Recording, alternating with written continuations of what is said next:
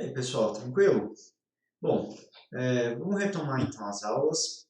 Vamos falar hoje um pouquinho sobre corrente elétrica e a gente entra na parte de eletrodinâmica das divisões do conteúdo. Lembrando, até o momento a gente viu eletrostática, que era como se fosse o elétron parado ou limitado em uma determinada superfície, algo muito fechado mesmo. E com esse elétron parado, que o elétron jamais para, mas com ele limitadinho ali, a gente viu que ele apresentava alguns fenômenos físicos. Nós estudamos força eletrostática, vimos que ele era capaz de gerar um campo elétrico ao seu redor, vimos também que ele gerava um potencial elétrico e que até ocorria a realização de trabalho quando a gente deslocava esse elétron em campo elétrico uniforme. A partir de agora, a gente vai entrar na eletrodinâmica e algumas informações a mais serão acrescentadas. Porém, tudo isso que ele fazia antes, paradinho, limitado, não vai deixar de acontecer. Então, ele vai continuar produzindo campo elétrico, potencial, força, só que agora, nesse novo momento, a gente vai ah, abrir um pouco o leque de opções. Então a gente vai colocar esse elétron para se deslocar de um lado para o outro.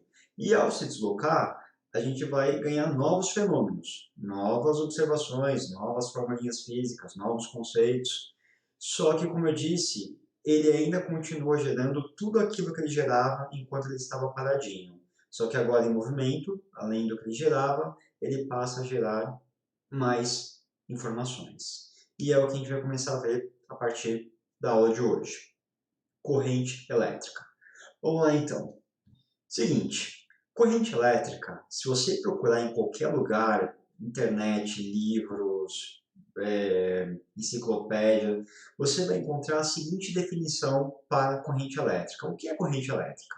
Né? É colocado assim, ó, definimos como um fluxo ordenado de elétrons. Entretanto, os elétrons possuem movimento aleatório que, em média, se deslocam numa única direção. Então é o seguinte, corrente elétrica, claro, é eletromovimento e as definições trazem como um ordenado. Eu estou colocando esse ordenado entre aspas exatamente porque a coisa não é tão ordenada assim. Bom, quando um fio não tem corrente elétrica, a gente sabe que os elétrons estão todos espalhados ali, com os chamados elétrons livres, né, ou uma nuvem de elétrons que fica ao redor dessas ligações metálicas, e são elétrons soltos, né, que ficam ali vagando por todo aquele material. Quando você coloca corrente elétrica nesse fio, de repente dá a entender que esses elétrons que estavam ali bagunçados em movimento aleatório, eles param, ficam todos bonitinhos, organizados, numa fila indiana e começa a ir, né, um atrás do outro, bonitinho, percorrendo um caminho de circuito fechado. A coisa não é muito assim. Então vamos lá. Sempre a gente tenta, sei lá, imagina que vai ocorrer um movimento realmente ordenado dessa maneira, mas a verdade é que o elétron sempre vai estar em desordem o tempo todo, até quando existe a corrente elétrica acontecendo lá no fio. Só que qual a diferença, né, para ter corrente elétrica e não ter corrente elétrica, que muda de um caso para o outro? Bom, quando não tem corrente elétrica, ele está ali aleatório, movimento bagunçado, e ele não sai do lugar. Então fica aquela nuvem de elétrons, vamos imaginar como se fosse um gás de elétrons, que fica ali naquela região, certo? Ao redor do fio metálico e dentro dele também, né? Os elétrons ficam em toda parte. E quando você coloca a corrente elétrica nesse fio, simplesmente esse bloco de elétrons, eles começam a se deslocar em conjunto para uma única direção e sentido. Então, não é que eles ficam bonitinho alinhados e passam um atrás do outro. Não, eles continuam ali aleatório, bagunçado, só que em média esse bloco de elétrons, certo? Começam a se deslocar indo tudo junto para uma mesma direção. Então isso é o conceito real de corrente elétrica. É assim que os elétrons vão se comportar dentro de um fio. Bom, condutores e isolantes. Qual é a diferença física para eu diferenciar e dizer, olha, esse material eu classifico ele como um condutor, e esse material eu vou classificar ele como sendo um material isolante. Para eu conseguir fazer isso, a explicação vai estar exatamente na composição química desses materiais. Então é isso que vai dizer se ele é isolante ou se ele é condutor. Sobretudo nas ligações com que esses átomos eles realizam, certo? Então, dependendo do nome dessa ligação, dependendo do tipo de ligação que ele fizer, você vai caracterizar entre um material isolante ou ele vai ser um material condutor. Vamos começar pelos materiais condutores. A gente sabe que os materiais condutores têm facilidade, né, em produzir ou passar por ele corrente elétrica, pois eles já apresentam os elétrons livres. E esses elétrons livres são provenientes de ligações metálicas. Então a gente sabe que os condutores, os metais, são excelentes condutores. E não é à toa, porque só os metais eles realizam a chamada ligação metálica. O que seria a ligação metálica, para a gente entender do ponto de vista físico-químico mesmo? Bom, existe uma característica que só é comum nos átomos de metais, que é a seguinte: a gente sabe que todo átomo tem elétrons orbitando ao redor de um núcleo atômico, mas os átomos de metal em especial, eles não conseguem segurar esses elétrons orbitando na sua estrutura atômica. Aqueles elétrons da última camada, certo, da chamada camada de valência, então mais na casca desse átomo, os átomos de metal eles têm essa propriedade de que esses elétrons eles não conseguem segurar coeso na sua estrutura atômica. E eles acabam perdendo. Então, cerca de 2 ou 3 elétrons lá da última camada acabam se desprendendo desse átomo e começa a vagar por aí. E isso é uma característica, como eu disse, só dos elementos químicos denominados metais, né? Eles facilmente apresentam essa condição. E os metais também, por sua vez, eles gostam de se agrupar com os seus iguais. Então, o metal fica perto de átomos também com a mesma definição de metal. E quando eles fazem isso, eles começam a formar as chamadas ligações metálicas. O que seriam elas? Dois átomos de metal se aproximam, eles começam a formar uma estrutura cristalina, então eles se alinham muito perfeitamente, como mostra aqui nesse desenho. Então, cada um desses seria um átomo muito bem alinhado, certo? Que é uma característica também das ligações metálicas. E lembrando que cada átomo de metal perde cerca de 1 ou 2 elétrons, ou 3, da sua camada de valência. E esses elétrons, que são esses pontinhos verdes do desenho, começam a vagar livremente por essa estrutura. Então, em média, como cada átomo perde 2 ou 3 elétrons, e de repente aparece de novo 2 ou 3 elétrons que veio de outros átomos, ele não se sente eletricamente instável. Então, ele se sente o tempo todo com aquela quantidade de elétrons que ele deveria ter. Só que fica um rodízio de elétrons, né? Então, ele não mantém aqueles mesmos elétrons em relação à última camada. Então, eles ficam sempre trocando entre eles, e essa nuvem de elétrons fica orbitando toda essa estrutura, e isso é uma característica dos metais por conta das chamadas ligações metálicas. E exatamente por já ter uma porrada de elétrons livres, eles têm facilidade, esses materiais, de serem condutores elétricos. Por quê? O elétron já está livre. Então, você só passa a dar um peteleco, uma energia muito pequena, para esses elétrons começarem a ir de um lado para o outro de uma maneira mais organizada, como a gente viu no slide anterior. E por isso que é fácil, porque já está tudo solto. Então, só basta dar uma forcinha para empurrar de um ponto para o outro. Já os materiais isolantes, eles não conduzem corrente elétrica com facilidade. Lembrando também, não existe isolante perfeito. Então, na natureza, esses materiais eles vão ter dificuldade de passar corrente elétrica, mas eles são isolantes até a página 2. A gente vai discutir isso porque eles podem se tornar condutores. Claro que é uma situação extremamente mais complexa, não é tão simples, mas não é impossível. Tá? Eles podem se tornar condutores, mas sempre com uma certa dificuldade para que isso aconteça. E aí, para ser um material isolante, ele vai ser uma combinação de outros átomos e vai ter que formar predominantemente ou ligações iônicas ou ligações covalentes. O que é a ligação iônica? Ligação iônica eu costumo definir com dois verbos, que é doar e receber. Onde um átomo ele vai acabar perdendo um elétron, perde mesmo, nunca mais vê, e um outro átomo acaba ganhando esse elétron, como eu mostro nesse desenho aqui. Então isso aqui seria um exemplo de ligação iônica, onde você tem dois núcleos atômicos, esse átomo, para fazer parte da regra do octeto, né, e ficar estável ou feliz, né, como a gente costuma dizer, ele precisa se livrar desse elétron que está sobrando na sua última camada. E aí ele perde. Esse outro átomo, por sua vez, que precisava de um único elétron para ficar com 8 na última camada, né, e assim se tornar estável, ele ganha esse elétron. E aí eu tenho a chamada ligação iônica, onde um perde e o outro ganha.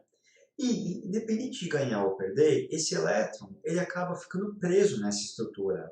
Porque aquele átomo que perdeu, ele quis se livrar mesmo. Então, para ele não é interessante ter aquele elétron. E o que ganhou, ele quer ter aquele elétron a mais que ele acabou de receber. Ele não vai liberar de volta. Então, para eu ter corrente elétrica nesses materiais, é complicado. Porque eu não tenho elétron solto, eu não tenho elétron vagando. Esses elétrons estão muito bem limitados nas suas camadas eletrônicas. E aí, por isso dificulta muito a passagem de corrente elétrica por esses materiais. Mas não é impossível, tá? Mas é mais difícil. Outro tipo de ligação, covalentes. Como que eu posso definir as covalentes? Também um verbo que eu gosto muito, que é o compartilhar. Então, ligação covalente é o compartilhamento de elétrons. Por exemplo, eu tenho 3 núcleos atômicos. E, de repente, esse elétron que pertencia a esse núcleo atômico, ele começa também a orbitar esse núcleo atômico maior. Só que ele não fica permanentemente nesse núcleo. Ele vai orbitar esse e vai orbitar esse, e fica revezando entre os dois núcleos atômicos. Aqui tem um outro átomo que também se liga nessa ligação, onde ele também tem um elétron que vai revezar com um grandão e ficar passando por ele, e esse elétron acaba sendo dos dois ao mesmo tempo. Então, essas são as chamadas ligações covalentes, o compartilhamento de elétrons entre as estruturas atômicas. E, novamente, assim como na ligação iônica, eu tenho os elétrons muito presos nessas ligações, nessas camadas. Então, também não tem elétron sobrando, não tem elétron livre. E para passar corrente elétrica para esses materiais também é complicado, porque você tem que arrancar o elétron dessa camada, tirar ele de lá e aí dar mais energia para deslocar ele de um lado para o outro. Então é complicado, mas como eu disse, não é impossível. Exemplos. O ar. O ar, por exemplo, você poderia pensar, é isolante ou condutor? Vamos sempre qualificar pelo tipo de ligação que ele faz. O ar é predominantemente formado por gás nitrogênio e gás oxigênio. Ambos fazem ligação covalente, né? N2 ou O2. E na ligação covalente, elétron preso, compartilhado, mas preso naquela estrutura. Então a gente pode dizer que o ar ele é isolante. E é mesmo, porque ele nos protege de descargas elétricas. Por exemplo, você tem pino de tomada na parede e entre a parede e você existe o ar como barreira.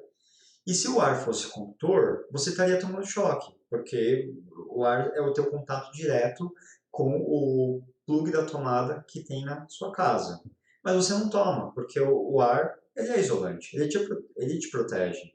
Diferente de você pegar uma varinha metálica e espetar lá na tomada, né, no buraquinho, onde o único contato entre a tomada e você vai ser esse aglomerado de metais com as ligações metálicas, e você vai tomar choque, porque ele é condutor.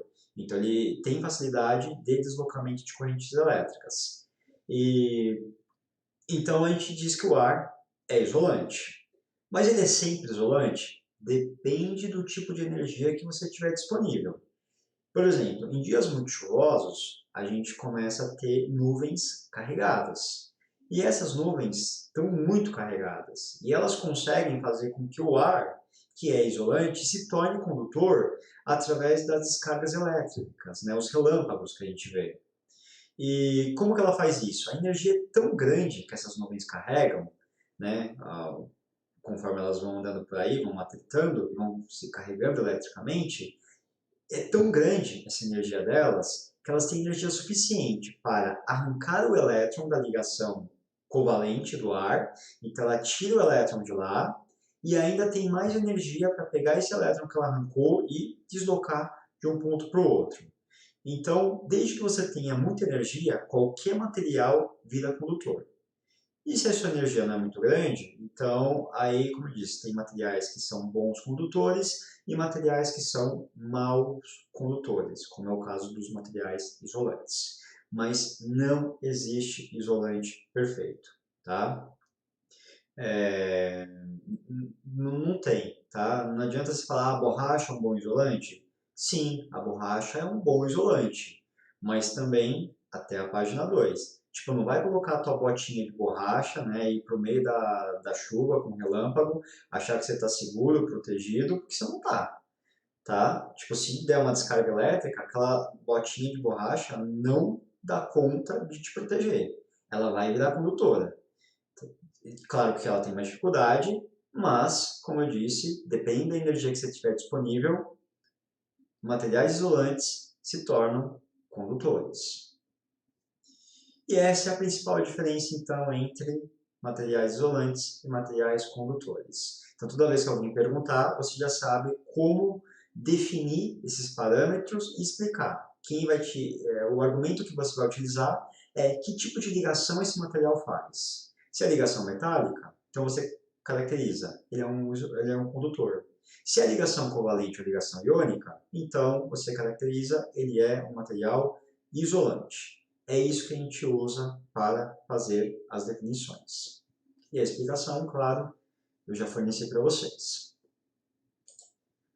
Curiosidades. Bom, a gente ouve falar, né, qual tipo de metal conduz melhor. A gente sabe que as fiações elétricas que existem, né, nas ruas, na tua casa, elas são predominantemente feitas com fio de cobre.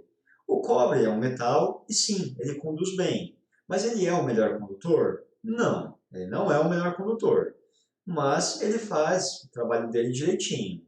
A gente só usa o cobre em larga escala devido ao preço dele. Ele tem um preço bastante acessível e, como eu disse, ele faz essa condução de corrente elétrica de uma maneira até que eficiente. Não é o melhor, mas ele dá conta do recado. E por causa dele ser mais barato, né?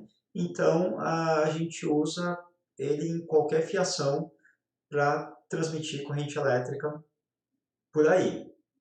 A prata. Sempre tem uma briga entre quem é melhor condutor, então, se é a prata ou se é o ouro. Os dois são melhores, só que eles são melhores em categorias diferentes. Por exemplo, a prata, ela é o metal que conduz mais rápido. Então, se você quiser rapidez de transmissão de energia elétrica de um ponto para o outro, você usa a prata nesse fio para fazer o deslocamento. Entendeu? Ele se desloca mais rápido entre todos os outros metais. Já o ouro, ele é um excelente condutor também, só que não tão rápido quanto a prata, porém ele ganha em qualidade. Tudo que você quiser conduzir de um lado para o outro, sem que haja perda de informação, né, sem que você perca alguma coisa no meio do caminho, o ouro é um metal que faz isso com a melhor qualidade, a melhor tecnologia. Então, ele praticamente tudo que você mandar desse lado do fio, e se ele for de ouro, vai chegar quase que intacto do outro lado, sem perder nenhum tipo de informação.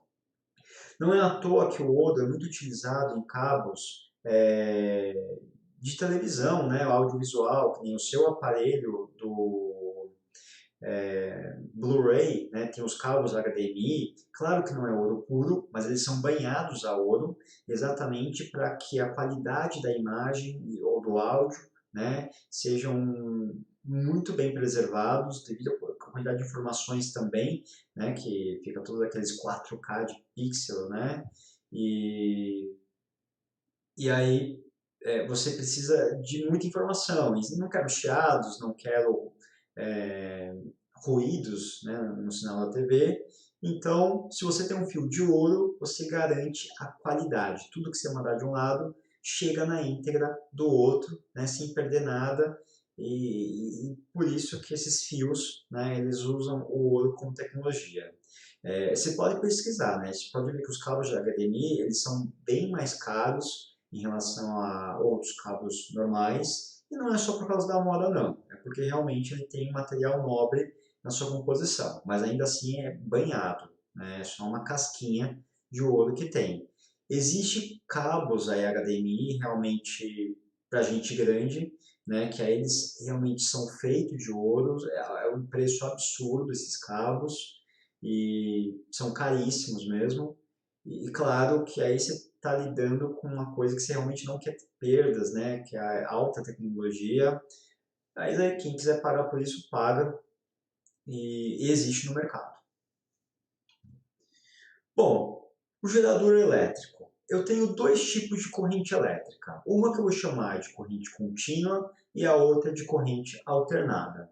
Primeiro, o que gera corrente contínua? Corrente contínua é gerada por pilhas, por baterias, tudo esses materiais que vão produzir corrente contínua, eles produzem baixa corrente. Eu não consigo, por exemplo, alimentar uma casa com uma pilha ou com uma bateria, mas eu consigo um celular, eu consigo algum equipamento eletrônico durante algum tempo, né? E eles são os produtores de corrente contínua. O que o elétron faz? O elétron na corrente contínua, ele vai sempre no único sentido de um lado para o outro. Então, eu tenho esse padrão. Gráficos disso. Então, se eu for desenhar isso no gráfico, eu vou ver que conforme o tempo passa, a corrente contínua é sempre uma linha reta, é sempre um valor uniforme desses elétrons indo de um ponto para o outro. Já a corrente alternada, como que eu produzo elas? Através de usinas hidrelétricas, nucleares, eólicas, termoelétricas, qualquer tipo de usina que vai produzir energia elétrica em grande escala, ela faz a produção em corrente alternada. O que acontece com os elétrons? Os elétrons eles ficam alternando, eles trocam o sentido. Então, hora ele vem para um lado, hora ele vem para o outro. Em média, ele não sai do lugar. E ele fica o tempo todo indo e voltando, indo e voltando.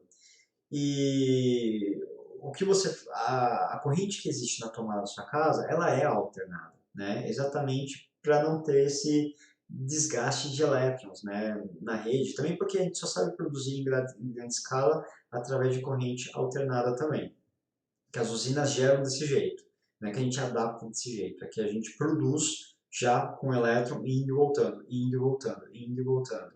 E gráfico disso, a gente vai ter essa senoide, que representa exatamente isso, aonde esse ponto da curva é os elétrons acelerando lá para frente, aqueles vão reduzir a velocidade, mas vão continuar ir para frente, só que freando.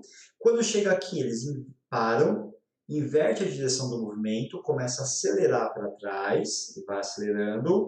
A partir desse ponto, ele continua indo para trás, só que ele vai freando, vai indo mais devagar, até chegar um momento que ele para de novo, inverte a direção do movimento e começa tudo outra vez. Então, sempre indo de um ponto para o outro na leitura que a gente faz do gráfico, que seria a movimentação dos elétrons. Vai e volta. Bom, num circuito, como é que funciona? Para analisar os circuitos, a gente sempre vai trabalhar com pilhas, baterias, corrente contínua, que é a mais fácil de a gente fazer as análises. Bom, uma pilha, a gente tem dois polos, um que seria o polo positivo e um que é o polo negativo. O polo positivo seria da onde, geralmente, ele é positivo exatamente porque falta cargas negativas e há excesso de cargas positivas. Por isso que eu qualifico ele como sendo um polo positivo, onde as cargas positivas que aqui concentram, elas geram um potencial do tipo positivo. Já o polo negativo tem uma porrada de elétrons. Então, elétrons têm cargas negativas, e aí eu tenho um lado, então, que tem um potencial negativo, consequentemente, eu chamo ele de polo negativo da minha pilha. Se eu analisar o sentido de movimentação desses elétrons para fazer o circuito funcionar, no caso tem aqui uma lâmpada, ou seja, fazer a lâmpada acender, eu preciso que esse elétron se movimente de um lado para o outro através de um gerador, como essa pilha. E aí, pelo sentido real da corrente elétrica, que é o que os elétrons realmente fazem, eu tenho que os elétrons têm aqui todos concentrados do lado negativo, certo? Aquela porrada de elétrons juntas ali daquele lado, e a pilha começa a emitir esses elétrons para gerar um fluxo, certo? Através dos fios, passar pela lâmpada, que motiva ela a acender, continua pelos fios e vai sendo descarregado do polo positivo onde falta elétrons. Então ele vai chegando e colocando lá do outro polo. E esse é o chamado sentido real da corrente elétrica, é o que eu vejo os elétrons fazerem. Como que é o símbolo disso? É o E de elétron com um negativo em cima para indicar realmente que é o elétron. E esse é o sentido, então, real que a corrente vai fazer. Sai do polo negativo da bateria e vai para o polo positivo da bateria. Quando a sua pilha descarrega, que ela acabou, ou se ela for recarregável, né, que você tem que recarregar novamente, o que acontece? Ela tem esse desnível. Então, um lado tem um monte de elétrons e o outro lado positivo falta elétrons. Conforme ela vai funcionando, ela pega esse elétron daqui e vai jogando do lado que falta elétrons. Chega num momento que foi tanto elétron para esse lado que faltava, que simplesmente você não tem mais diferença. A quantidade de elétrons que tem aqui embaixo é a mesma que tem aqui em cima. E já não faz mais sentido ele querer depositar elétrons do polo positivo, porque ele já não é mais positivo. E é o momento que a sua pilha acabou. Ou que você joga fora, se ela for descartável, sempre em lugares adequados, nunca no lixo comum. Ou, se ela for recarregável, você coloca ela no carregador. E o que o carregador faz? Ele pega, que está tudo junto, de elétrons, né? Tem a mesma quantidade em cima e embaixo, e o teu carregador começa a pegar os elétrons aqui do que é o polo positivo e começa a carregar de novo lá para o negativo. Então é isso que o seu carregador faz, de celular ou de pilhas, né? Ele fica de novo acumulando elétrons, tirando, limpando do polo positivo, e aí quando o negativo está cheio de elétrons e o positivo vazio de novo, tua bateria está cheia, né, pronta para uso, e você vai e bota ela no circuito para funcionar de novo. Porém, embora haja esse sentido real dos elétrons, né, que vai do positivo para o negativo, não é assim que a gente vai trabalhar nos circuitos de física. A gente sempre vai trabalhar com o chamado sentido convencional, que é esse que está em verde e representado pela letra I. Vamos lá. Em todo exercício de física que a gente fizer, sempre a referência vai ser o sentido convencional, o que me é conveniente dizer que o elétron faz, e não o sentido real. O sentido real, quando tiver em algum exercício, vai ser sempre cobrado para vocês de uma maneira mais conceitual, para você explicar, o elétron sai dali, vai para o outro lado, ou como eu expliquei, como carrega, como descarrega a pilha. Então, sempre nesse aspecto, o sentido real vai ser de análise para vocês. Em qualquer coisa que envolva cálculo, análise de circuito, né, como é que funciona fisicamente, a gente sempre foca no sentido convencional. Por que tem essa briga? Por que eu tenho que ter dois sentidos diferentes, né, para a corrente elétrica?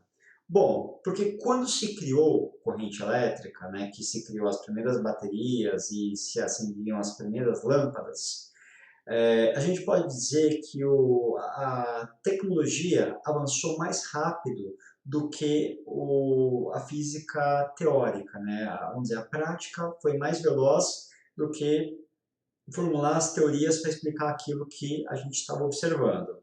Então eu já acendi uma luz, uma lâmpada, mas eu não tinha teoria para explicar por que a lâmpada acendia. Na prática eu construía, observava isso, mas fisicamente ainda faltava, né, argumentos e explicação para justificar.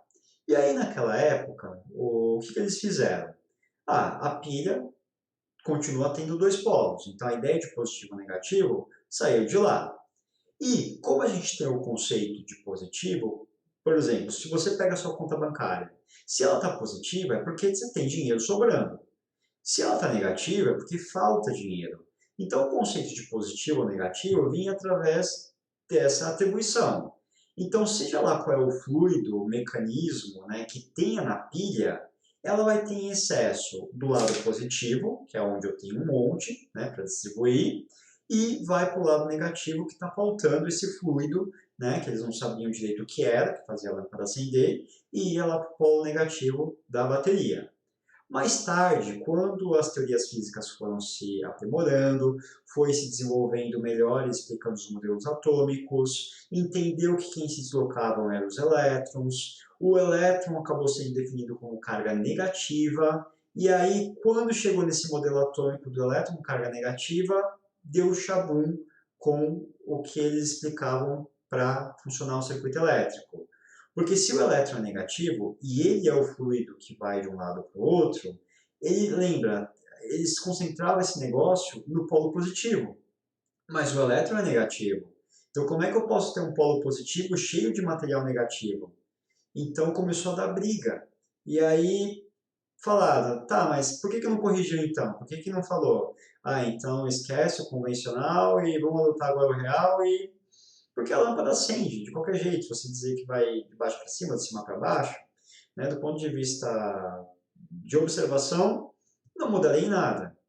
Mas, dentro da física, nas análises, o pessoal já estava acostumado com essa ideia de analisar os circuitos da corrente elétrica saindo do polo positivo e indo para o negativo.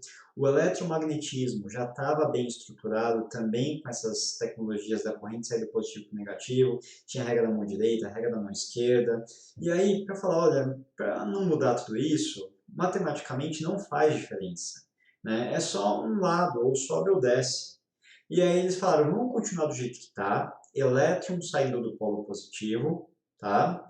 E então na prática, nos exercícios, continua do mesmo jeito que aqueles primeiros cálculos, teorias foram sendo lançados, e quando tiver que explicar de verdade como é, a gente explica no sentido do sentido real, certo? Então, o sentido real, como eu disse, é uma explicação conceitual. É só para dizer, olha, de verdade é assim.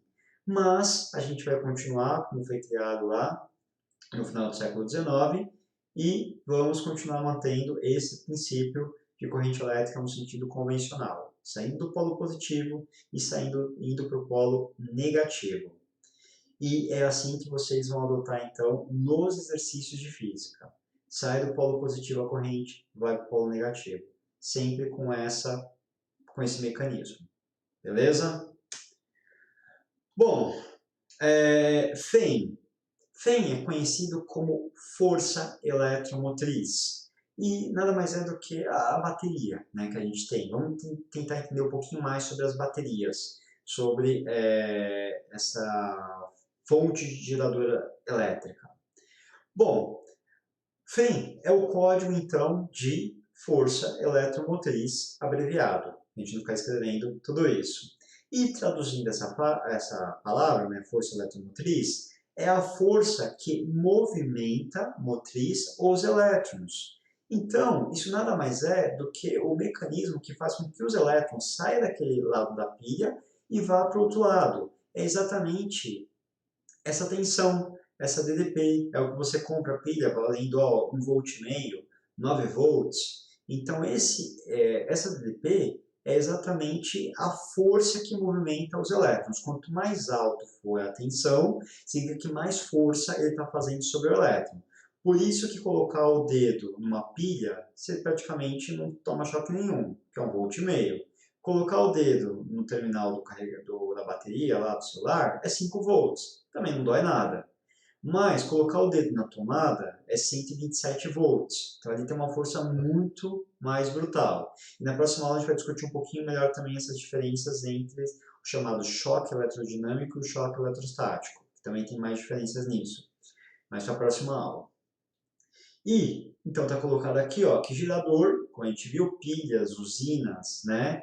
É o aparelho que fornece energia para os elétrons se moverem, ou corrente contínua no lado só, ou em corrente alternada, ficar aí puxando e empurrando ele de um lado para o outro. Então, o gerador é quem empurra os elétrons, né? E o gerador também é conhecido como FEM, força eletromotriz. E nada mais é do que a quantidade de energia que se aplica a uma determinada quantidade de carga. Então, o quanto de energia eu aplico na carga, que são os elétrons, para irem de um lado para o outro. Isso é a FEM, isso é a força eletromotriz. Bom, tudo isso é a mesma coisa. Ou eu vou chamar de FEM, força eletromotriz, ou eu vou chamar de tensão elétrica, ou eu vou chamar do que a gente viu nas aulas anteriores, DDP, que é diferença de potencial entre os polos. Então isso também é tensão elétrica, força eletromotriz. Ou tudo isso a gente representa por uma única letra, que é o U. Então tudo isso é igual, é a mesma coisa, só que aparece com diversos nomes, né, na literatura. Mas falou de um, é tudo sinônimo. Eu estou me referindo à mesma coisa. Pilhas, né, tomadas, geradores, usinas. Então, tudo isso faz parte de um mesmo pacote. Baterias. Toda vez que eu for desenhar a bateria no circuito, eu não vou desenhar uma pilha, porque isso aqui dá muito trabalho, ficar desenhando assim. Então, existem alguns símbolos, alguns códigos, e o símbolo de bateria é exatamente esse. Dois tracinhos, isso aqui vai ser a continuação do circuito, né, onde eu vou montar alguma coisa. O tracinho maior indica o polo positivo, aonde sai a corrente elétrica, o I, e o tracinho menor é o negativo, que seria onde entra a corrente elétrica. Então, a corrente elétrica sempre faz esse caminho, sai do positivo, entra no negativo. Último slide. Bom, corrente elétrica a gente também calcula numericamente. Então, vocês já entenderam como ela funciona e agora como que eu faço para calcular numericamente o valor dela. Para fazer isso, a gente tem aqui a análise, né, de uma seção transversal de um fio para entender como que funciona essa corrente elétrica. A gente já viu que num fio metálico os elétrons estão livres e circulando de um lado para o outro, né, quando está passando corrente elétrica para ele. Conceitualmente, corrente elétrica seria uma medição apurada de cada elétron que se desloca nesse fio, como se eu pudesse colocar um velocímetro nele para saber com que velocidade eles estão se propagando ao longo desse fio. Se eu conseguisse contar quantos elétrons passa por intervalo de tempo, eu estaria definindo muito bem qual é o valor da corrente elétrica que circula por aquele fio. Claro que na prática isso é impossível, não é assim que a gente mede, a gente não sai contando elétron por elétron para determinar qual o valor da corrente elétrica. Então, por meios indiretos, a gente chega nesse valor numérico que seria igual a essa ideia que eu disse para vocês, de ficar contando elétron por elétron e ver quanto estão passando, né, por determinado instante de tempo que você pegou para analisar. Então, corta o fio no meio, como se fosse a ideia, e passa a contar quantos elétrons estão passando ali. Essa é a ideia, então, para a gente medir a intensidade de corrente elétrica. Formulinha. É muito mais fácil do que ficar contando elétrons. Como que eu faço? A formulinha de corrente elétrica, indicada por esse I, onde está aqui, ó, corrente elétrica, medida na unidade ampere, ela é igual ao módulo da carga, ou seja, a quantidade de carga que atravessou esse material, e carga, por sua vez, eu calculo com essa formulinha, que ela do primeiro semestre, primeiro bimestre, né, que carga é igual a N vezes Z, onde eu pego o número de elétrons e multiplico pela carga elementar do elétron. Eu estou colocando em módulo porque elétron sempre vai ser negativo. Então, esse valor de Q sempre vai ser uma carga negativa de elétrons transitando. Só que corrente elétrica nunca é negativa. Ela é sempre positiva. E aí, por isso, eu coloco módulo. Ou você nem precisa colocar o negativo aqui na carga. Já calcula direto com o valor elementar de 1,6 vezes 10 a menos 19 coulombs. E aí você vê a quantidade de carga que passou, né, que é o valor elementar vezes o número de elétrons, e divide pela quantidade de tempo que você observou isso acontecer. E o tempo sempre medido em segundos. Se tiver em minuto, em horas, fazer as conversões necessárias. Então essa é a formulinha. É bem simples, bem tranquila, é só aplicar esse conceito. Mais uma coisa que pode aparecer nos exercícios. Amperímetro. Amperímetro é o aparelho que a gente utiliza real para medir a corrente elétrica. Nos circuitos também tem um símbolo que vai aparecer. E o símbolo é exatamente essa letra A dentro do circuito. Então, viu essa letra A dentro do circuito? Eu estou querendo saber qual é a corrente elétrica que passa naquele trecho. E o voltímetro serve para medir a tensão, a DDP, né, a diferença de potencial, então é representado pela letra V. Então, toda vez que isso aparecer dentro de um circuito, significa que está encaixado esse aparelho voltímetro lá dentro, e ele está querendo saber qual é o valor da tensão ou da DDP naquele determinado trecho do circuito. É isso então, eu sei que a aula hoje foi um pouco mais extensa, tinha muita informação conceitual, né, para passar para vocês, e teoria mesmo de fórmulas bem pouquinho, só nesse último slide, né, para vocês aplicarem. E é isso, vou encerrando por aqui. Até a próxima!